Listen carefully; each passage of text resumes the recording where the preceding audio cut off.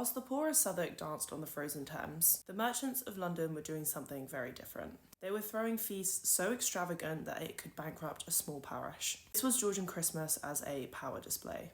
The City of London's square mile was the empire's brain before its empire. In the 18th century, it was where the money ruled. Merchants thrived and apprentices hustled their way up. Every Christmas, every guild, even company, from the fishmongers to the merchants, held their annual Christmas feast. Think silver platters, imported wine, and speeches about virtue and enterprise. At the centre of it was the Lord Mayor's banquet, held at Mansion House. As well as being meals, these were political theatres. In 1753, records show that these banquets included over 250 dishes: roast venison, turtle soup, pies shaped like ships, and entire boar's heads stuffed with fruit. Stations were strictly ranked. Aldermen sat close to the Lord Mayor. Apprentices served. The poor watched from the cold outside. Christmas here was less of a season of goodwill and more of a display of hierarchy. Merchants used these Christmas feasts to show off their global reach. This included sugars from the Caribbean, nutmeg from the Moluccas, and wine from Portugal.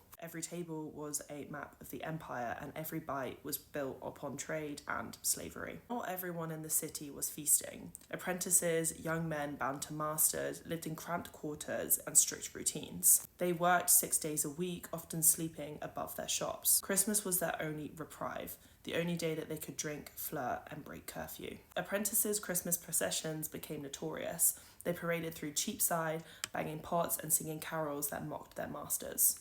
But here's the twist. This mix of hierarchy and indulgence is where our modern-day Christmas parties begin. The gilded feast becomes the company dinner. The speeches about loyalty become the toast to productivity. And the apprentices' mischief become the annual one night we will all let go. In Georgian London, the merchant class was rising fast, and they were challenging the old aristocracy through commerce. But beneath all of that splendour were the costs of the empire: sugar plantations, enslaved labour, and colonial trade.